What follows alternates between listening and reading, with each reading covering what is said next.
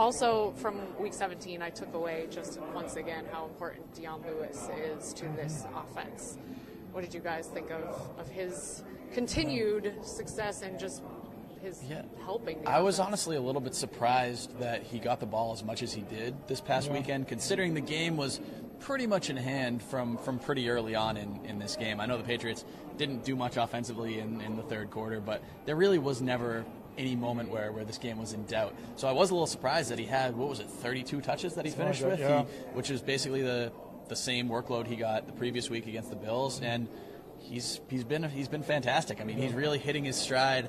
Not that he hadn't hit his stride before, because he's been a very good player for them really throughout since about week 5 or 6. But yeah, he's playing the best football that I've ever seen him play, especially running the ball. And he's going to be a massive weapon for them going into the playoffs, especially if some of these other offensive pieces aren't totally 100% healthy. Yeah, and I think that they might just be willing to fully unleash him, which, I mean, is kind of what they've done these last 2 weeks. I don't think anyone expected him to get 30-something touches in the last 2 weeks of the season, but he's been fantastic across the board. Obviously, it's very evident what he can do as a ball carrier, but this season he caught, I think it was 91.4 or 6% of his catches this season. It was 31 of 35. So whoever wants to do the math out there, didn't have a single drop this season. Also didn't let up a single pressure this season. So as a pass blocker, as a pass catcher, as a ball carrier, he was fantastic across the board and really, hit all of those advanced metrics as far as carrying the ball, catching the ball, and blocking. Yeah, and I'm happy.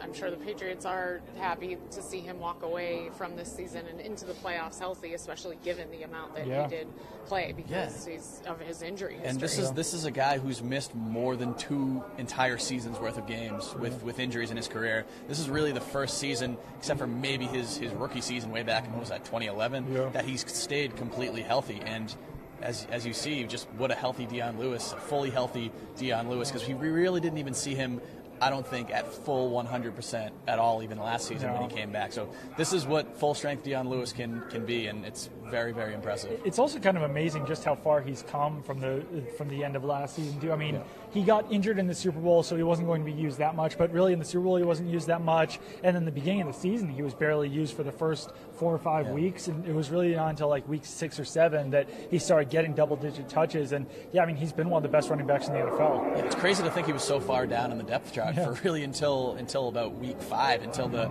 Buccaneers game was even the first game where he kind of became a key piece of the offense, and then it still took another couple weeks beyond that before he really usurped Mike Gillislee in that role.